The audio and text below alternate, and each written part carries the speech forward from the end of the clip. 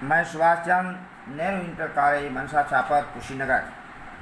बच्चों, हम लोग पिछले अंक में पढ़े थे सूरदास जी को।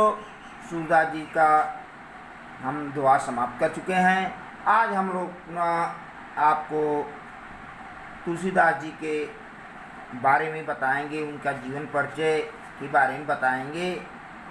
आप उनको अपनी अपनी किताबें खोल करके उनके जीवन परिचय को देखें।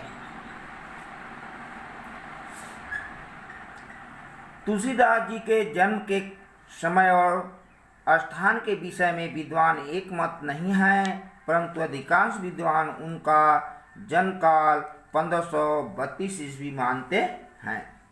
इनका जन्म बांदा जिले का राजापुर ग्राम माना जाता है। कुछ विद्वान एटा जनपद में शेरो नामक स्थान को भी इनका जन्म स्थान मानते हैं।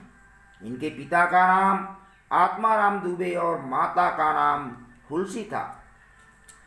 तुलसी के जीवन के विषय में एक जनश्रुति प्रसिद्ध है कि वह ऐसे अद्भुत नक्षत्र में पैदा हुए थे कि इनके माता पिता ने उन्हें शिशु काल में ही त्याग दिया था। बाबा नरहरि दास ने इनका लालन पालन किया। राम की कथा भी तुलसी ने उन्हीं से सुनी। तुलसी का विवाह दीनबंधु पाठक की सुंदर विदुषी कन्या रत्नावली से हुआ। तुलसी अपनी पत्नी से बहुत प्रेम करते थे। एक बार इनकी पत्नी अपने पिता के घर चली गई। उसके वियोग में तुलसीदास जी सब कुछ भूल बैठे। एक रात तुलसीदास जी बरसात और आंधी में अनेक मुसीबतें उठाकर नदी पार कर अपनी पत्नी के पास पहुँचे। इस पर इनकी पत्नी रत्नावली ने उन्हें फटकारा और डांटा और कहा, जितना प्रेम मुझसे करते हो उतना प्रेम राम से करो। तुलसी पर उस फटकार का बहुत बड़ा प्रभाव पड़ा। वह विरक्त होकर काशी चले गए और अनेक तीर्थ स्थानों की यात्रा की। इन्होंने अयोध्या आकर श्री रामचरितमानस की रचना प्रारंभ की और इसे 2 वर्ष 7 माह में पूरा किया। तुलसी 80 घाट पर सन 1623 ईस्वी में अपना पार्थिव शरीर त्याग कर राममय हो गए। उनकी मृत्यु के संबंध में एक दुआ प्रसिद्ध है। संवत 1680 गंग के तीर श्रावण कृष्णा तीज शनि तुलसी तजो शरीर। ये उनके बारे में दोहा है। और तुलसीदास जी हिंदी साहित्य के महान कवि हैं। इन्होंने अपनी सबल और आस्थावान लेखनी से निराशा, पीड़ा, घुटन,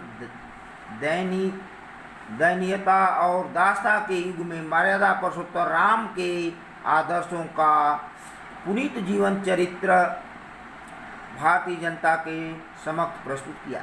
इनके इस कार्य से भारतीय जनता में चेतना, आशा, विश्वास और कर्तव्य परायणता की भावना को जन्म दिया। साम्यवादी तुलसीदास का काव्य भाव पक्ष और कला पक्ष का अद्भुत संगम है। आज इनके द्वारा रचित महाकाव्य रामचरितमानस विश्व साहित्य की अमर कृति है। तुलसीदास जी समन्वय के कवि हैं। इनके काव्य में ज्ञान, भक्ति, कर्म, व्यक्ति, समाज, भाषा व सिद्धांतों का समन्वय हुआ है। इस समन्वय की भावना के कारण ही तुलसीदास जी भारत में लोकनायक कवि का पद प्राप्त कर सके। इनकी रचनाएं तुलसीदास के 12 ग्रंथ प्रमाणित माने जाते हैं। बैराग संदीपनी, दूसरा है राम आज्ञा प्रश्न, तीसरा रामललाच्छू, चौथा जानकी मंगल, पांचवा रामचरितमानस, छठा है पार्वती मंगल, सातवां कृष्ण गीतावली, आठवां गीतावली और नौवां है विनय पत्रिका, 10वां दोहावली है, 11वां भैरवी रामायण और 12वां कवितावली है। इनकी भाषा शैली तुलसीदास जी ने अपनी रचनाओं में अवधी तथा ब्रज दोनों भाषाओं का प्रयोग किया है। श्री रामचरितमानस अवधी भाषा में है, जबकि विनय पत्रिका, कवितावली, गीतावली आदि रचनाओं में ब्रज भाषा का प्रयोग किया गया है। तुलसीदास जी की भाषा परिकृष्ट है, इसमें प्रवाह भी है। उन्होंने संस्कृत के तत्सम शब्दों का भी प्रयोग किया है। तुलसीदास जी ने काव्य भाषा में मुहावरों, लोकोक्तियों का प्रयोग अर्थ को तीव्र करने और कथन को प्रभावशाली बनाने के लिए किया है। शैली की दृष्टि से तुलसीदास जी का हिंदी साहित्य में बहुत ऊंचा स्थान है। उन्होंने तत्कालीन सभी प्रचलित शैलियों का अपने साहित्य में प्रयोग किया। इनके समय में काव्य रचना की 5 शैलियाँ थी। नंबर 1 छप्पय पद्धति। इनकी 5 शैलियाँ थी, जिसमें नंबर 1 है छप्पय पद्धति, वो वीरगाथा काल की। दूसरा है दोहा पद्धति, जायसी की। चौथा है और तीसरा है चौपाई पद्धति, जायसी की। चौथा है गीत पद्धति, विद्यापति तथा सूरदास की है।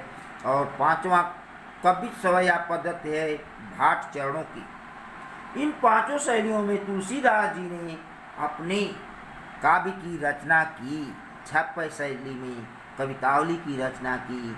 दोहा और चौपाई शैली में रामचरितमानस महाकाव्य की रचना की। गीत शैली में गीतावली, श्री कृष्ण गीतावली और विनय पत्रिका की रचना की। कवि सवैया शैली कवितावली में देखने को मिलती है। गोस्वामी जी की शैली अत्यंत व्यापक, स्पष्ट, मधुर और प्रभाव उत्पादक है। हिंदी साहित्य में स्थान तुलसीदास जी को हिंदी साहित्य में भक्ति भावना की सरल धारा से हिंदी पाठकों को ओतप्रोत कर दिया। काव्य के प्रत्येक क्षेत्र में तुलसीदास जी का जैसा अधिकार था, वैसा हिंदी के किसी अन्य कवि का नहीं। उनके काव्य के समान जनता के हृदय पर अन्य किसी कवि का प्रभाव नहीं है। तुलसीदास जी श्रेष्ठ भक्त, कवि, विचारक, लोकनायक, दार्शनिक और मानव जीवन के सफल पारखी हैं। वास्तव में तुलसीदास जी हिंदी के श्रेष्ठ और अमर कवि भी हैं।